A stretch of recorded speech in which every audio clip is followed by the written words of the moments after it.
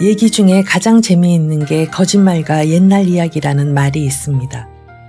텔레비전도 인터넷도 없던 시절에는 저녁밥을 먹고 나면 남아도는 것이 시간이었습니다. 그리고 그 시간은 할머니 주위로 둥글게 둘러앉아 듣던 옛날 이야기가 채워주었습니다.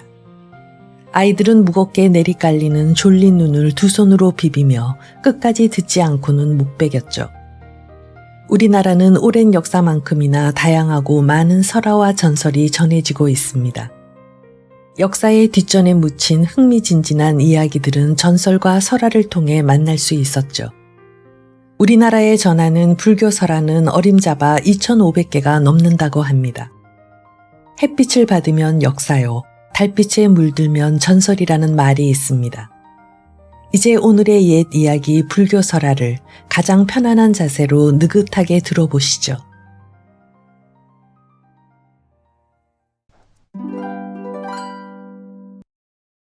구렁이와 꽁. 강원도 원주에서 조금 올라가다 보면 치악산이 있는데 이 산은 물 맑고 골짜기가 깊어서 경치가 아름답고 오래된 이름난 절들이 많은 곳이다. 옛부터 이 치악산에 전해 내려오는 전설이 있다. 한 사냥꾼이 치악산으로 사냥을 하러 올라갔다. 그날은 수확이 많아서 노루 2마리에다가 꽁을 3마리나 잡았다. 저녁때가 되어 신이 나서 산을 내려오는데 짐이 무거워 산 중턱에 있는 다 허물어져 가는 상원사라는 옛절에서 잠시 쉬었다 가기로 했다. 담뱃대에 담배를 담고 불을 붙여 몇 모금 빨고 있으려니까 근처에서 꽁이 우는 소리가 들렸다. 사냥꾼은 그 꽁까지도 잡을 욕심으로 얼른 담뱃불을 끄고 조총에다 화약을 재어가지고 소리가 들린 곳으로 살금살금 다가갔다. 그런데 이 꽁은 달아날 생각은 하지 않고 푸드덕푸드덕 날개짓만 하면서 주둥이로 꺼드덕꺼드덕 하는 소리만 내고 있었다. 포수는 문득 걸음을 멈추고 귀를 기울였다. 꽁의 울음소리는 어쩐지 슬픈 것처럼 들렸고 푸드덕거리는 그 날개짓은 점점 약해져 갔다. 날려고 했지만 힘이 약해져서 날지 못하고 있는 것임에 틀림없었다. 사냥꾼은 무슨 까닭이 있음을 알아채고 급히 그쪽으로 다가갔다. 그랬더니 그 꽁 바로 앞에 바위 위에 어마어마하게 큰 구렁이가 도사리고 앉아서 꽁을 잡아먹으려고 혀를 알름거리고 있는 것이 보였다.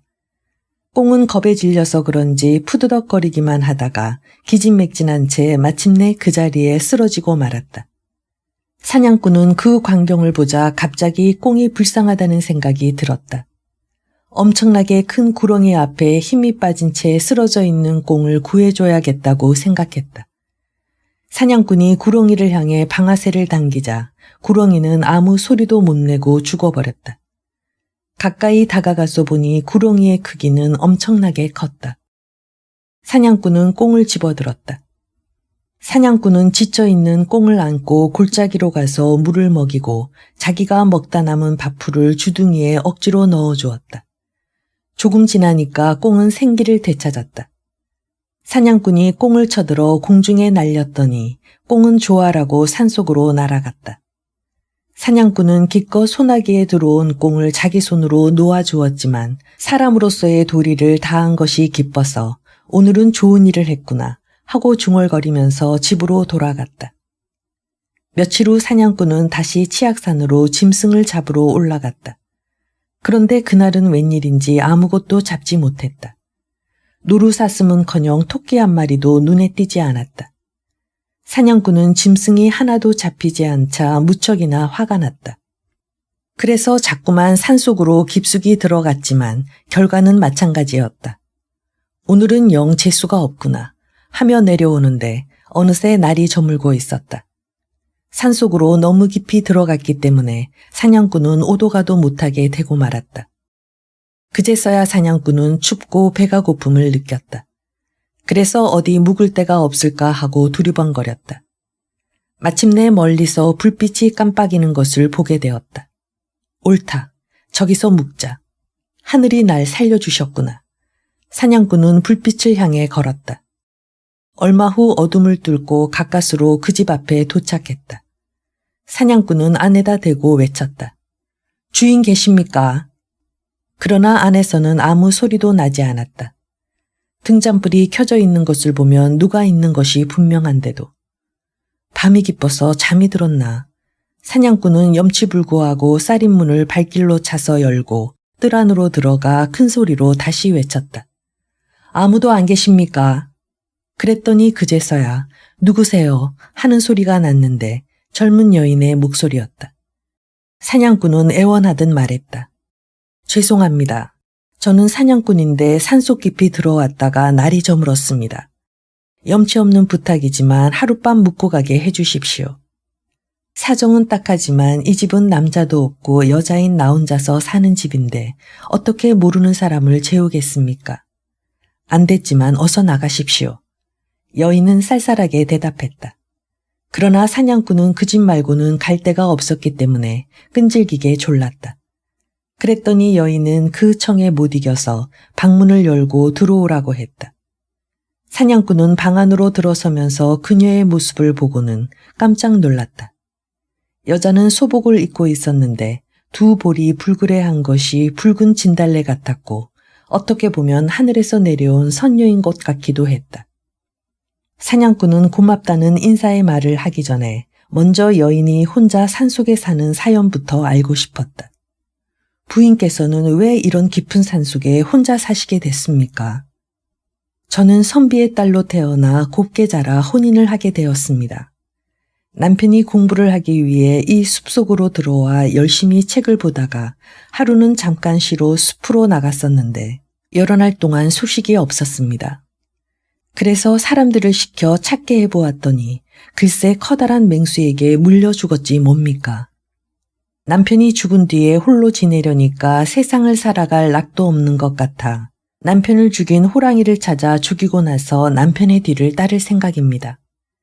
여인은 이렇게 말하며 하염없이 눈물을 흘렸다. 사냥꾼은 여인을 위로했다. 나는 사냥꾼이니 언제고 부인의 원수를 갚아드릴 수 있습니다. 그러니 염려 마시고 죽는다는 생각은 아예 마십시오. 더 오래오래 사셔야죠. 마침 건넌방에 있어서 사냥꾼은 거기서 묵기로 하였는데 주인 가부가 하도 예뻐서 사냥꾼은 몰래 문구멍으로 가부를 훔쳐보았다. 그런데 자세히 살펴보았더니 여자의 눈에서 여느 사람의 눈빛과는 다른 이상한 광채가 번뜩이는 것이었다. 사냥꾼은 가슴이 덜컥 내려앉았다. 그는 귀신 따위가 사람으로 변한다는 옛 이야기를 기억했다. 그리고 이렇게 예쁜 여자가 산속에서 혼자 산다는 것이 아무래도 이상하다고 비로소 생각했다. 그러자 사냥꾼은 온몸에 소름이 돋는 것 같았다. 그는 살며시 방문을 열고 나와 망태와 총을 들고는 그 집에서 빠져나가려고 했다. 그 순간 안방문이 활짝 열리면서 여자가 재빠르게 뛰어나와 사냥꾼의 앞을 가로막았다. 이놈아, 어딜 가려고 하느냐? 내가 누군지 알겠느냐?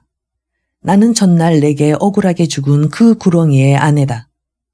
남편의 원수를 갚기 위해 벼르던 차에 내가 제 발로 걸어왔기에 잘되었다 하던 참이었는데 가기는 어디로 가느냐? 다음 순간 사람의 모습은 온데간데 없고 그 자리에는 커다란 구렁이 한 마리가 송곳 같은 이빨을 드러내고 있었다. 사냥꾼은 도망칠 수가 없어서 구렁이에게 한번 사정을 해보았다. 내 말을 좀 들어보시오. 당신 남편과 나는 원한을 진 적이 없소. 하지만 그때 당신 남편이 꽁을 잡아먹으려고 하는 걸 보고 꽁이 불쌍해서 구해주느라고 그렇게 되었소. 이건 부처님의 뜻이니 이제 나를 죽이면 부처님의 뜻에 어긋나는 일이 될 것이오. 그러자 구렁이는 눈 깜짝할 사이에 다시 여자로 바뀌었다. 사람으로 변한 구렁이는 사냥꾼에게 말했다. 이제부터 내기를 해서 내가 이기면 널 죽일 것이고 내가 이기면 살려주겠다. 저 너머에 있는 상원사의 종소리가 끊긴 지 오래인데 지금부터 1시간 안에 종소리가 나게 하면 너를 살려주고 소리가 안 나면 잡아먹겠다. 그래서 사냥꾼은 당장 죽음을 당하지 않게 되었으며 1시간이라는 여유가 생겼다는 생각에 그러자고 약속했다. 사냥꾼은 마음속으로 간절히 부처님께 빌었다. 시간은 자꾸 흘렀지만 아무도 살지 않는 절의 종을 울리게 할 수는 없었다. 어느덧 시간이 다 되었다. 여인은 기세가 등등해서 다시 구렁이로 변하더니 새빨간 혀를 날름거리며 사냥꾼을 잡아먹으려고 했다. 바로 그때였다. 멀리 상원사에서 종소리가 은은히 들려오기 시작했다. 그러자 구렁이는 갑자기 미친 듯이 몸을 꿈틀거리다가 제 머리를 돌에 찧어 죽고 말았다. 이윽고 날이 밝아오자 사냥꾼은 어찌된 일인지 궁금해서 상원사를 향해 올라갔다. 도착해서 보니 절의 종 아래에 꽁 한 쌍이 머리가 피투성이가 된 채 죽어 있었다. 어찌된 일인지 생각해보니 그 꽁은 사냥꾼이 살려주었던 꽁이었고 다른 한 마리는 그 꽁에 짝인 것이 틀림없는 것 같았다. 둘이서 사냥꾼에게 입은 은혜를 갚기 위해 죽을 힘을 다해서 종을 쳤던 것이다. 사냥꾼은 고마움의 눈물을 흘렸다. 그는 그 두 마리 꽁을 산에 묻어주고 비석에다 꽁무덤이라고 써주었다. 그 후부터 꽁무덤이 있는 그 산을 치악산이라고 일컫게 되었는데 치는 꽁치자이고 악은 외악자이다. 노파와 온양온천. 아득한 옛날 충청도 땅에 아주 가난한 절름발이 노파가 3대 독자 아들과 함께 살고 있었다. 어려운 살림에 불편한 몸을 이끌고도 노파는 아들을 키우는데 온 정성을 다했다. 어느 날 아들이 혼기를 맞게 되자 하루빨리 손주 보고 싶은 마음이 간절해진 노파는 매팔을 놓아 사방팔방으로 혼초를 구했으나 자리마다 고개를 저었다. 가문도 볼 것이 없고 살림도 넉넉지 못한 데다 시어머니마저 절름발이이니 누구도 선뜻 딸을 내주려고 하지 않았다. 노파는 절름거리는 자신의 다리를 원망하면서도 실망하지 않았다. 이러한 노파를 측은히 생각한 중매쟁이는 좀 모자라는 처녀라도 그냥 며느리로 맞자고 다짐을 받고는 아랫마을 김첨지 집으로 달려갔다. 그 집에는 코찡찡이 딸이 있었기에 말만 꺼내면 성사가 될 것으로 믿었다. 그러나 김첨지는 다짜고짜 소리부터 질렀다. 그런 소리 입 밖에 2번 다시 내지도 마슈. 원 아무리 사익감이 없기로서니 호로미에다 절름발이 시어머니 집에 딸자식을 보내겠소.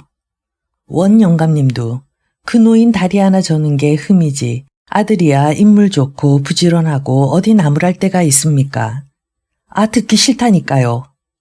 김첨지는 버럭 소리를 질렀다.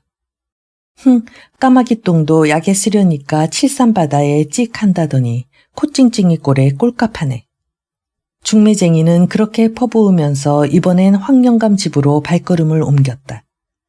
팔을 제대로 못 쓰는 그 집 딸에게는 노파의 아들이 오히려 과분할 것 같아 자신만만하게 달려갔다.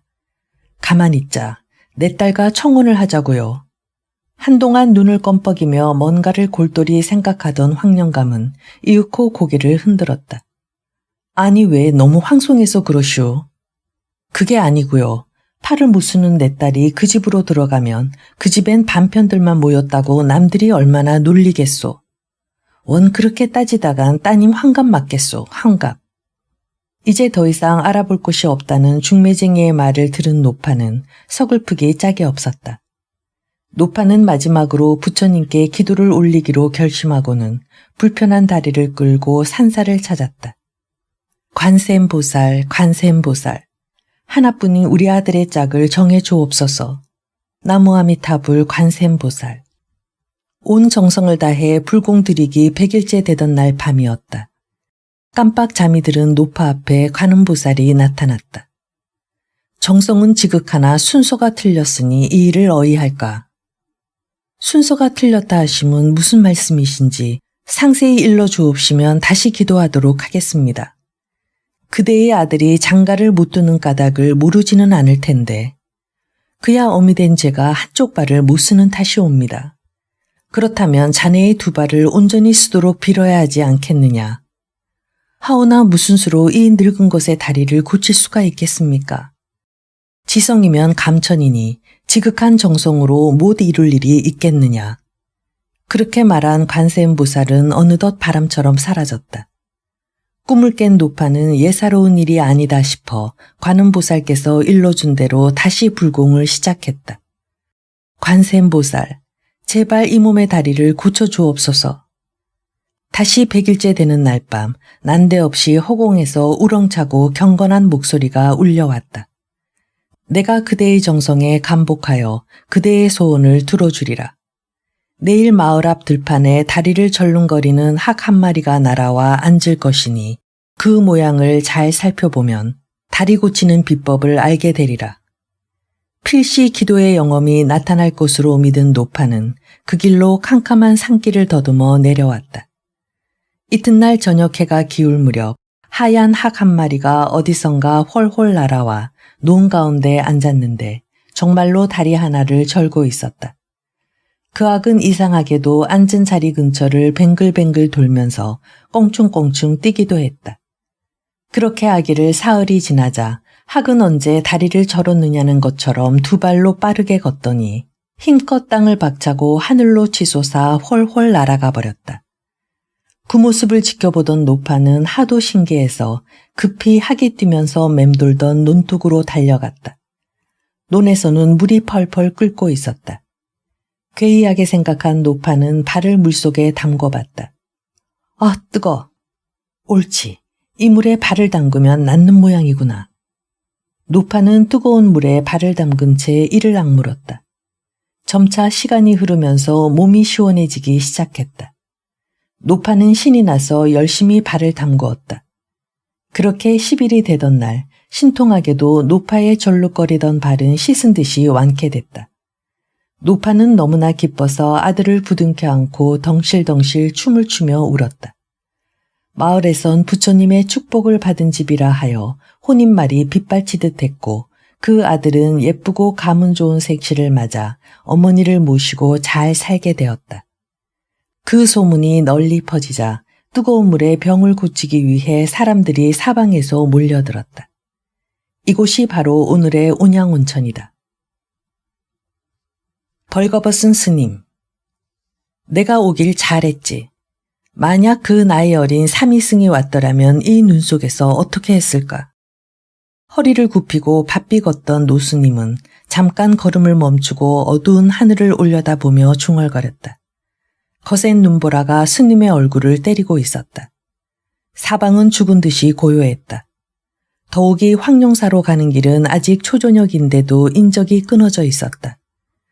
군데군데에 있는 인가에서 불빛이 새어나오고 있었지만 대문은 모두 굳게 닫혀 있었다. 그것은 신라 애장왕이 13살 어린 나이에 즉위하자 숙부 언승이 섭정의 난을 일으킨 뒤 인심이 흉흉해지고 밤이면 도족대들이 횡행했기 때문이었다. 노스님은 삼당사 주지스님이 자고 떠나라고 잡을 때 그곳에서 그냥 묵을 걸 잘못했다고 뒤늦게 후회하며 다시 걸음을 재촉했다. 바로 그때였다. 스님의 발길에 뭔가 뭉클한 느낌으로 채이는 것이 있었다. 내려다보았더니 검은 고양이 한 마리가 웅크리고 있었다. 스님이 앉아서 머리를 쓰다듬어 주자 고양이는 야옹야옹 하면서 음산한 소리로 울어댔다. 스님이 일어서자 고양이도 움직이며 따라왔다. 스님이 주장으로 고양이를 쫓았으나 고양이는 달아나려고 하지 않았다. 때문에 스님은 그대로 내버려뒀다.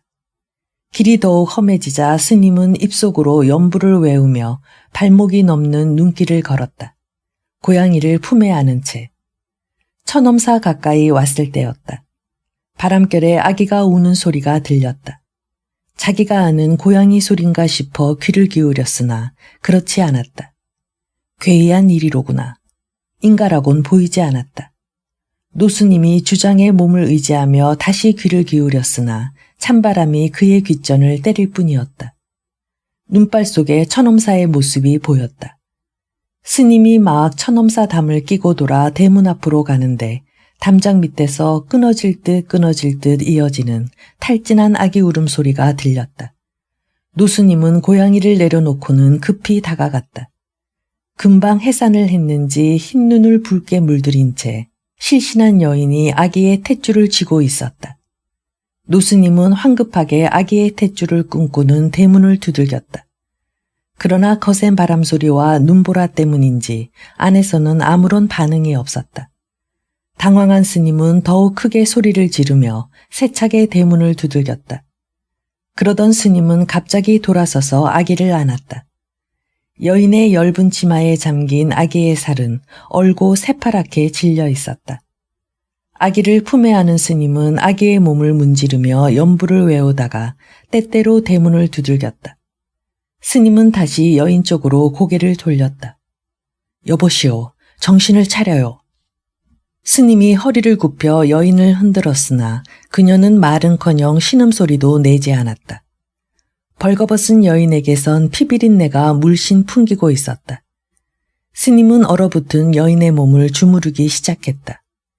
자신이 출가사문이란 것도 잊은 채 오직 꺼져가는 생명을 살려야 한다는 일념으로 연부를 하면서 여인의 전신을 주물렀다.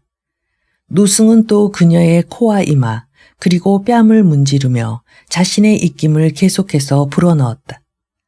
아기는 그의 품속에서 잠들어 있었다. 스님은 두루마기를 벗어 아기를 감싸 여인의 옆에 눕혔다. 종소리가 은은하게 들려오기 시작하고 있었다. 절에서 잘 시간을 알리는 종소리였는데 그 소리를 들은 스님은 새삼스럽게 피로를 느꼈다. 동시에 여인의 몸이 갑자기 무거워졌다. 스님은 더 빨리 연부를 외웠다. 연불이 빨라지자 손놀림도 빨라졌다. 팔목이 시큰하게 아려왔다. 스님은 손을 눈 속에 묻었다 꺼냈다. 한결 시원했다. 하지만 시간이 흐르면서 스님은 자기도 모르게 긴 하품을 했다. 온몸이 나른해지며 졸음이 왔다. 노승은 손등으로 눈을 비비며 정신을 차렸다. 그리고 여인의 풍만한 젖가슴을 의식하면서 그녀의 얼굴을 자세히 살펴보았더니 거지 여인이었다. 악취가 노승의 코를 찔렀다. 노승은 여인을 슬그머니 눈 위에 눕혀놓고 일어서려고 했다. 순간 스님의 머리에 한 생각이 번개처럼 스쳤다. 스님은 거침없이 바지와 저고리를 벗어 여인에게 입혔다. 노스님은 벌거숭이가 되었다. 벌거벗은 스님은 주장을 짚고 일어서려다 다시 한번 여인을 내려다봤다. 체내에 온기가 도는지 여인은 가느다랗게 숨을 몰아쉬며 신음소리를 내고 있었다. 스님은 다시 여인의 몸을 비비기 시작했다. 여인의 온몸에 따스한 기운이 퍼지기 시작했다. 여인은 눈을 가늘게 떴다. 스님이 여인의 뺨을 세게 때리자 그녀는 비명을 지르며 깨어났다. 그녀는 환히 웃고 있는 스님의 얼굴을 올려다보았다. 보살, 이제 정신이 드시나? 스님께서 저를. 스님, 아기는 어떻게? 여인은 눈물을 흘리면서 말을 제대로 잇지 못했다. 아기는 잘 자고 있네. 헌데 어인일로 이 산골에서. 아기 낳을 곳이 없어 천엄사를 찾아오다가 그만 스님께 폐를 끼쳤습니다. 죄송하옵니다. 죄송할 것 없네. 살아났으니 다행이야. 자, 그럼 난 가봐야겠네. 어우, 추워. 스님, 옷을 입고 가셔야지요. 이 눈 속에서 어쩌시려고 그냥 가세요. 아냐, 난 살 만큼 살았네. 아기나 잘 보살피게. 관세음보살. 노스님은 벌거벗은 채 연부를 외우며 황룡사로 향했다. 살을 에이는 눈보라 속을 걸어 황룡사에 이르렀을 때 스님은 드디어 혼수 상태에 빠지기 시작했다. 절의 문을 두들기려고 팔을 들었으나 팔이 제대로 말을 듣지 않았다. 노스님은 그 자리에 풀썩 쓰러지고 말았다. 안간힘을 쓰며 다시 일어나려고 했으나 몸이 천근이었다. 그런 와중에도 안고 있었던 고양이가 그의 품으로 파고들었다. 스님은 고양이를 끌어안았다가 놓더니 문을 밀고 들어가 엉금엉금 기어가기 시작했다. 고양이가 냐옹냐옹 하고 울면서 그 뒤를 따라가고 있었다. 이윽고 일주문을 돌아 헛간으로 찾아든 스님은 거적을 당겨 몸에 감고 고양이와 함께 누웠다. 고양이의 체온이 거적과 함께 노승의 몸을 녹이기 시작했다. 그로부터 잠시 후 노승은 잠이 들었다. 날이 밝자 스님의 이야기가 서라벌 장안에 퍼지게 되었다. 그 이야기를 들은 애장왕이 스님을 국내로 맞아 국사로 봉하니 그분이 바로 정수국사이시다. 그때부터 사람들은 이 스님을 관음보살의 화연으로 믿었다. 윤회의 굴레. 머리가 팥뿌리처럼 흰 노파 하나가 염라대왕 앞으로 끌려 나왔다. 그래, 너는 어디서 뭘 하다가 왔느냐? 예, 신라 땅에서 농사를 지으며 살다 왔사옵니다. 신라 땅이라니, 그 넓은 땅 어디에서 살았단 말이냐? 예, 경주라는 고을이옵니다. 평생 동안 뭘 하고 살았는지 재미있는 세상 이야기를 좀 해봐라. 예, 분부대로 아뢰겠습니다. 노파는 허리를 굽실거리며 이야기를 시작했다. 저는 일찍이 남편을 여의고 어린 딸과 아들 하나를 키우느라고 평생 동안 고생을 하면서 살았습니다. 그래, 혼자서 자식들을 키웠단 말이냐? 예, 시집 장가 보내놓고도 줄곧 집에만 있었기에 말씀드릴 만한 별다른 이야기는 없사옵니다. 노파의 말에 염라대왕은 싱겁다는 듯이 좌중을 한 바퀴 돌아보고는 다시 물었다. 그러니까 집 밖 세상은 제대로 구경도 못했단 말이냐? 그러하옵니다. 저는 집만 지켰기에 방귀신이나 다름없사옵니다. 뭐? 방귀신? 이 늙은이의 입이 매우 사납구나. 염라대왕은 화가 머리끝까지 올라 큰 소리로 말했다. 여봐라, 이 늙은이는 집만 지키는 방귀신이었다니 개새끼가 되어 아들의 집이나 지키게 해라. 염라대왕의 불호령이 떨어지자 나졸들은 노파를 끌고 나가 개로 만들었다. 이승에 있는 노파의 아들 박씨 집에서는 개 한 마리를 기르고 있었는데 갑자기 배가 불러지더니 새끼 한 마리를 낳았다. 어쩌면 꼭 한 마리만 낳았을까? 아내가 예뻐서 어쩔 줄 몰라 하자 남편도 곁에서 맞장구를 치며 좋아했다. 그거 참 귀엽게도 생겼군. 아무래도 보통 강아지가 아닌 것 같구려. 그렇게 내외의 사랑을 받으면서 강아지는 날이 갈수록 건강하게 무럭무럭 자랐다. 강아지가 커서 중개가 되자 박씨 내외는 집안을 개에게 맡겨두고 온종일 들판에 나가 일을 했다. 대낮에 도둑이 든 적이 있었는데 개가 어찌나 사납게 덤비며 물고 늘어지는지 혼비백산하여 집신마저 팽개치고 달아나고 말았다. 하지만 신통하게도 동네 사람에게는 꼬리를 흔들며 더없이 얌전하고 친절하게 굴었다. 그래서 동네 사람들은 그 개를 영물이라 부르며 귀여워했다.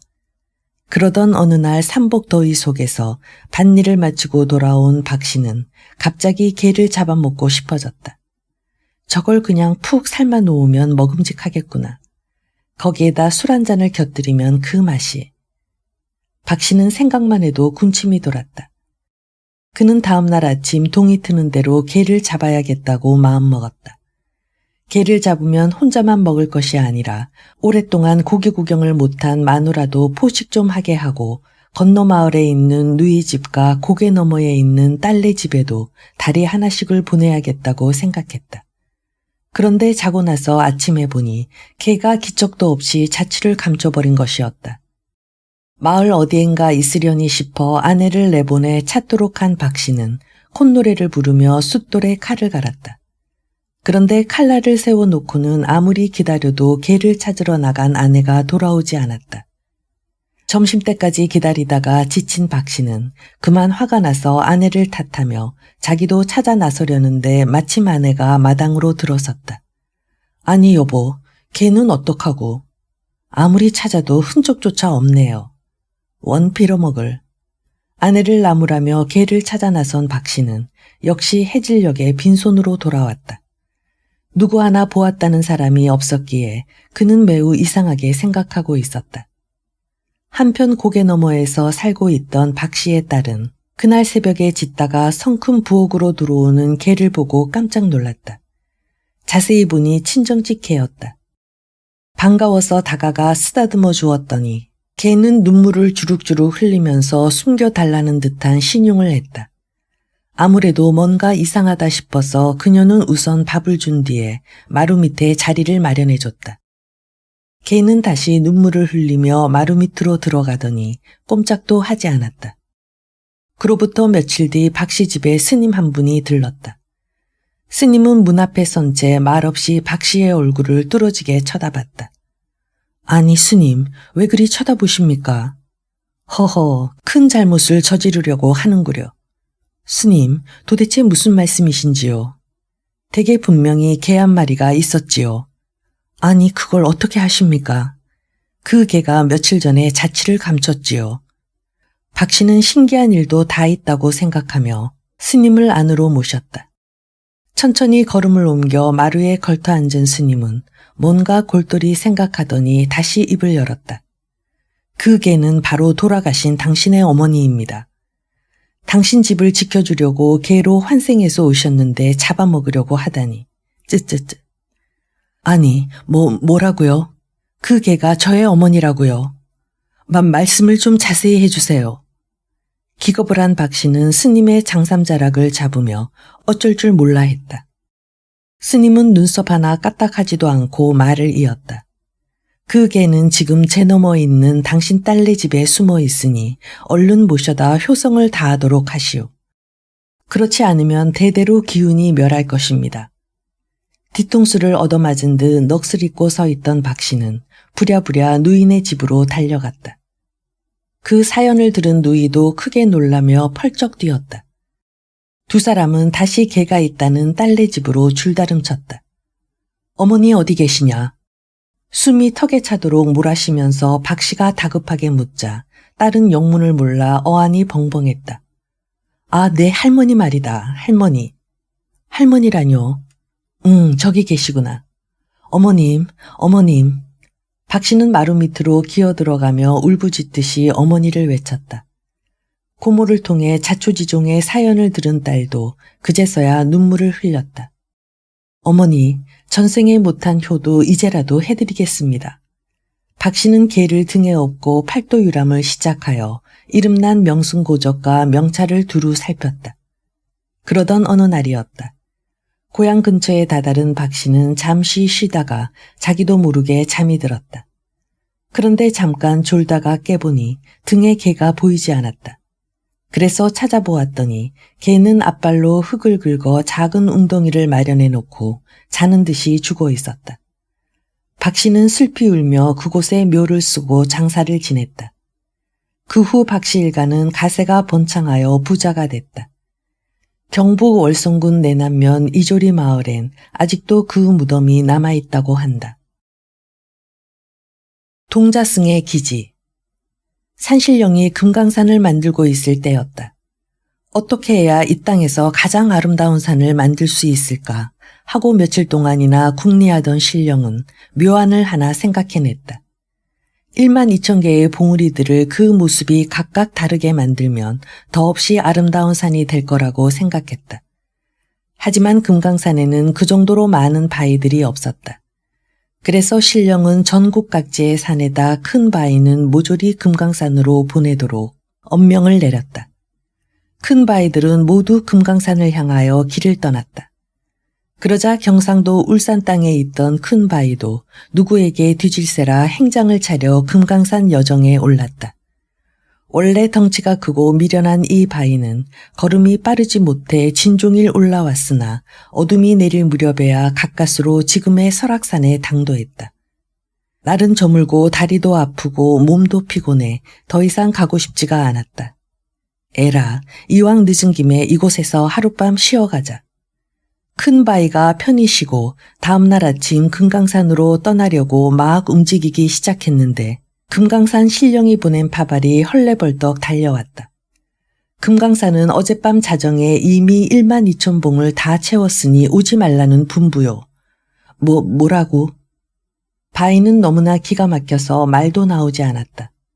어찌나 분하고 섭섭했던지 그만 엉엉 울고 말았다. 다시 고향으로 돌아가자니 길도 아득할 뿐만 아니라 체면도 말이 아닐 것 같았다. 한참 동안 넋을 잃고 우는 바위의 모습을 지켜보던 금강산 사자는 몹시 딱했던지 바위의 등을 어루만지며 위로했다. 이 설악산이 금강산만은 못하지만 울산 땅보다야 나을 것이니 여기에 그냥 머무는 것이 어떠하겠소. 그 말을 들은 바위는 그럴듯한 말이라고 생각되어 그 자리에 그냥 머물러 있기로 했다. 이 바위가 울산 바위라고 불리게 된 것은 이때부터였다. 울산에서 왔으니 그렇게 부르자는 설악산의 공론에 따른 것이며 지금도 바위 밑에서 맑게 흐르는 물은 그때 바위가 흘린 눈물 때문에 생겼다고 한다. 이런 일이 있은 후 몇천 년이 지나 배불 숙류 정책을 쓰던 조선시대가 되어서였다. 울산바위 얘기를 우연히 듣게 된 울산원님은 은근히 배가 아팠다. 울산바위를 뺏긴 것도 억울한데 설악산이 금강산 다음으로 아름답다니 무척이나 억울하다는 생각이 들었다. 며칠 동안 끙끙거리던 원님은 어느 날 묘책을 머릿속에 떠올렸다. 설악산 신흥사를 찾아가 스님들을 골탕 먹이자는 계획이었다. 유생들이 득세하던 때였기에 스님 몇 명 골려먹는 것은 어렵지 않은 일이었다. 어느 날 해가 으스름할 무렵 신흥사들의 교자 한 채가 놓였다. 여봐라, 울산 고을원님의 행차시다. 주지 계시느냐? 포졸이 거드름을 피우며 주지 스님을 불러댔다.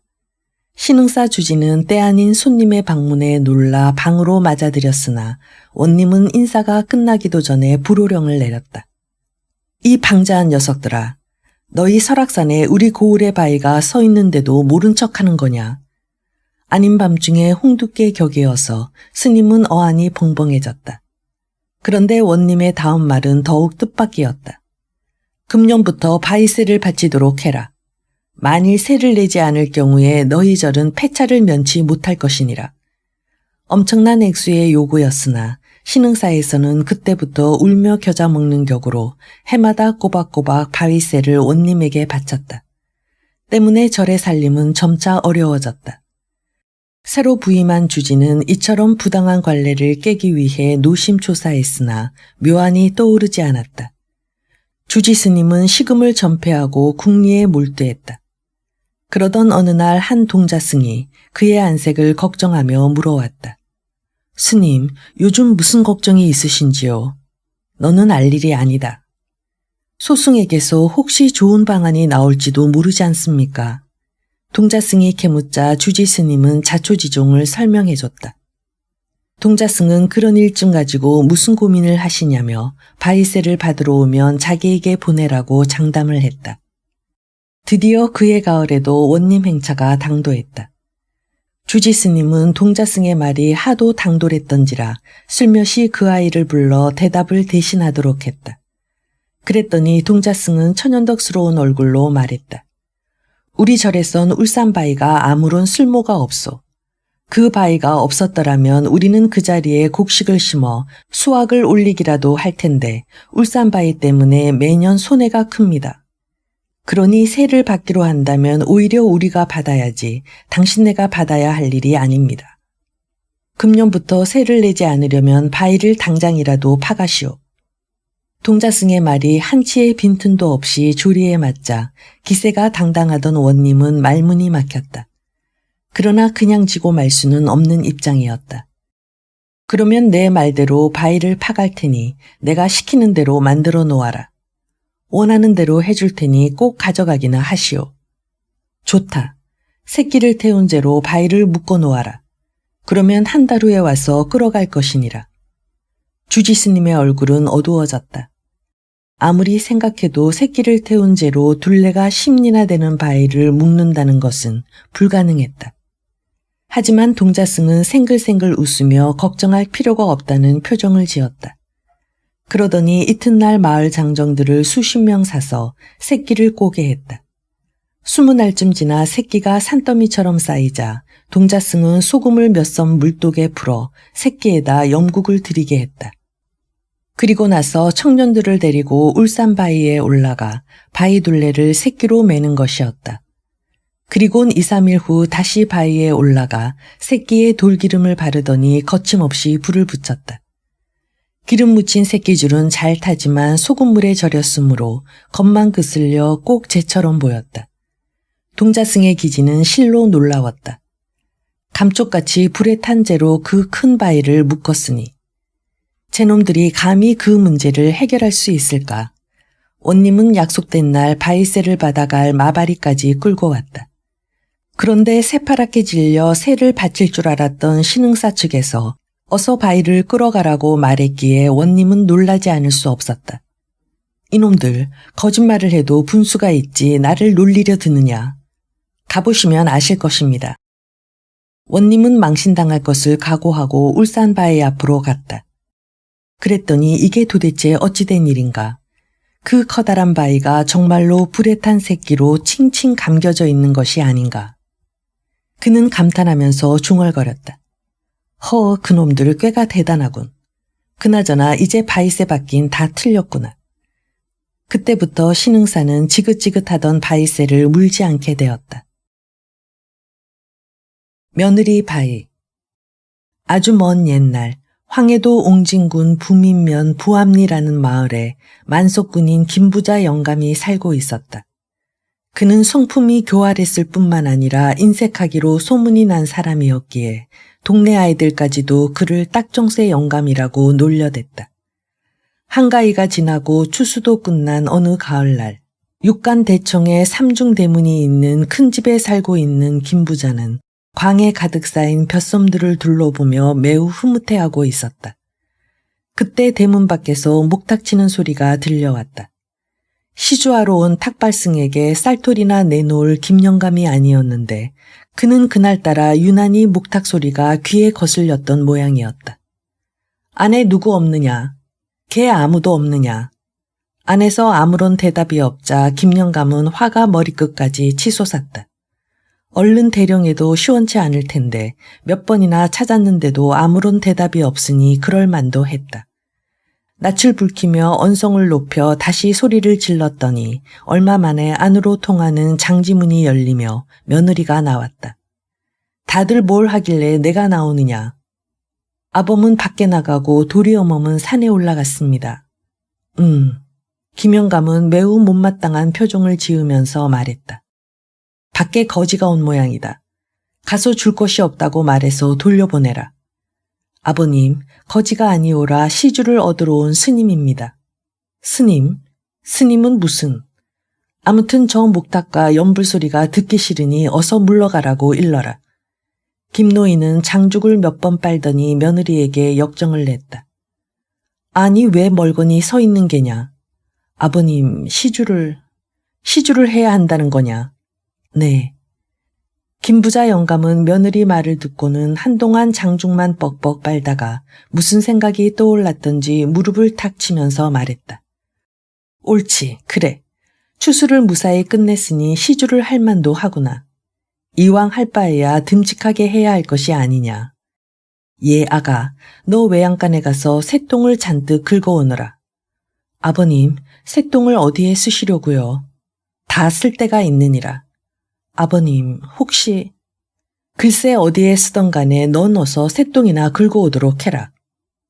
김영감은 큰 기침을 하며 재떨이에 장죽을 탕탕 쳤다. 며느리 윤부인은 마음에 집히는 바가 없지 않았으나 시아버지의 분부를 거역할 수가 없었다. 외양간에서 나는 역한 냄새가 코를 찔렀으나 그녀는 코를 막은 채 새똥 한 삼태기를 담아 대청 앞 대돌 아래에 가져다 놓았다. 아버님, 새똥을 긁어왔습니다. 김영감은 김이 무럭무럭 나는 새똥을 보더니 회심의 미소를 지으며 큰 쌀자루에 그것을 담았다. 그리고는 그 자루를 들고 대문 앞으로 나갔다. 스님은 그때까지 연부를 외우고 있었다. 여보슈, 어디서 온 스님이오? 예, 구월산 월선사에서 온 시주승이요. 먼 길 오시느라고 고생이 많으셨소. 자, 이건 내 정성이니 받으십시오. 감사합니다. 나무 간샘보살. 스님은 새똥이 들어있는 쌀자루를 받아들더니 천천히 동구 밖으로 사라졌다. 그 모습을 지켜보던 윤부인은 심한 죄책감을 느꼈다.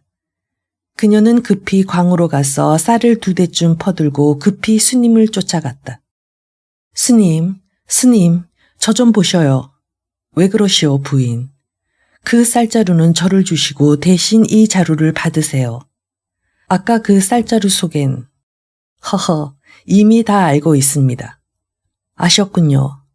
스님, 용서하세요. 아버님은 본래 나쁜 분이 아니라 장난을 좋아하시다 보니 그렇게 되었습니다.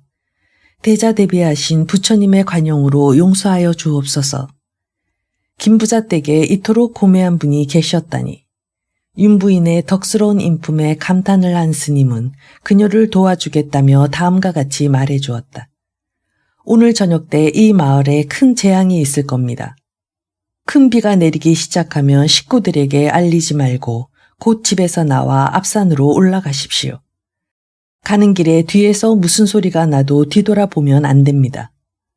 산에 다 오른 뒤에는 상관없지만 도중에 절대로 뒤돌아보면 안 됩니다. 말을 마친 스님은 입속으로 연부를 외우면서 산모퉁이를 돌아 사라졌다. 윤부인은 그 같은 말에 얼떨떨했으나 스님의 말에 따르기로 결심을 했다. 그날 저녁, 하늘에 검은 비구름이 덮이더니 폭우가 쏟아지기 시작했다. 윤부인은 낮에 스님에게 들은 이야기를 식구들에게 알릴까 망설이다가 그대로 집에서 나와 앞산으로 향했다. 우르릉 쾅! 번개와 천둥이 마치 천지를 개벽하는 것만 같았다. 사람 살려! 여보, 나 좀 살려줘! 마을 사람들의 아우성 속에 남편의 소리도 들리는 것 같았으나 윤부인은 스님의 말대로 뒤를 돌아보지 않은 채 산을 올랐다. 윤부인이 산 중턱까지 왔을 때였다. 마을 한 부분이 무너지는 소리와 함께 남편과 시부모의 비명이 그녀의 귓전을 스쳤다. 예, 아가야, 아가야. 여보, 나 좀 살려줘. 그 소리는 처절한 울부짖음이었다. 순간 윤부인은 스님의 당부도 잊은 채 고개를 돌려 마을 쪽을 내려다보았다. 어머, 우리 집이. 마을은 황토불 바다가 되어 있었다. 여보, 아버님. 그녀가 목이 터지게 남편과 시아버지를 불렀으나 어느새 사람의 소리는 간 곳이 없었다. 윤부인은 아픈 가슴을 어쩌지 못한 채 다시 위로 발길을 돌리려 했다. 그 순간 부인은 갑자기 발이 무거워지며 감각이 둔해지는 것을 느꼈다. 발을 내려다본 윤부인은 그만 비명을 지르지 않을 수 없었다. 그녀의 발은 바위로 변하고 있었다. 그러더니 순식간에 온몸까지도 바위로 변하고 말았다. 착한 마음으로 시아버지의 죄를 씻으려던 윤부인은 산을 오르다 뒤를 내려다보는 모습 그대로 바위가 되어 세월의 풍우에 시달리고 있다. 그 후 이 마을은 며느리 바위 동네라고 불리고 있다. 스님과 미인 가부의 내기. 옛날 어떤 마을에 가부가 살고 있었다. 무척이나 아름답게 생긴 여인이었다. 어느 날 그 동네에서 가까운 곳에 있는 절에서 한 스님이 시주를 얻으러 동네에 내려왔다가 이 가부집에 들르게 되었다. 나무아미타불, 시주를 바랍니다. 예, 대사님, 조금만 기다리세요. 아름다울 뿐만 아니라 목소리까지 오기쟁반에 구르는 것 같았기에 스님은 그만 정신을 잃을 지경이 되었다. 어떻게 시주를 받았는지도 모른 채 절에 올라와서는 이내 병이 나고 말았다. 이 스님은 힘도 세고 도술도 뛰어나 웬만한 일에는 눈 하나 깜짝하지 않는 당당한 사람이었다. 그런데 그만 아리따운 이 과부에게 마음을 빼앗겨 생병을 앓게 된 것이다. 누구에게 하소연도 하지 못하고 끙끙 앓던 이 스님은 병을 어느 정도 추스른 다음에 동네에 내려와서는 멀찌감치 서서 우물가를 바라보고 있었다.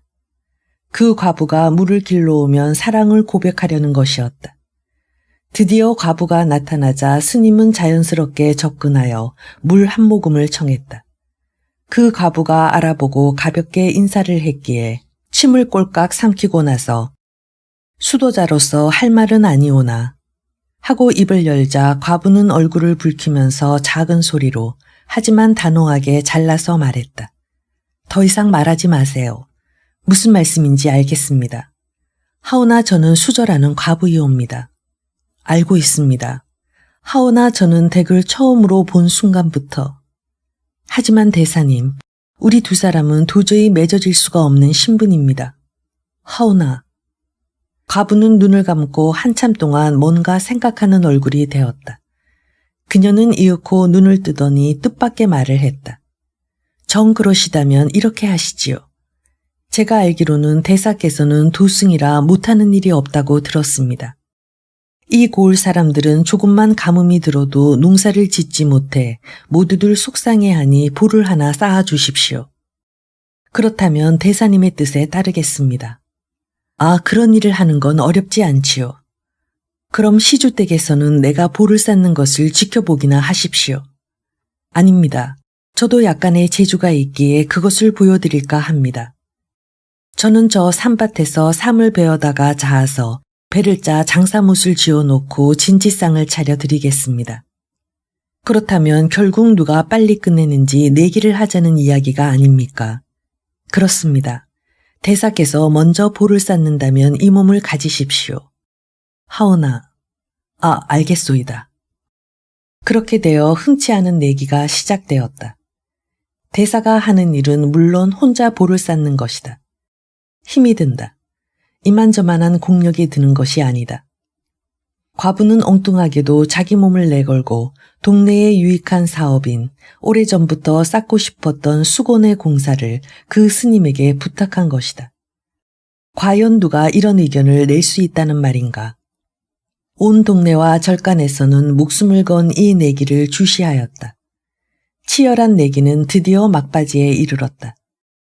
과부는 어느덧 배틀에서 내려와 삼배를 말아서 옷을 만들기 시작했다.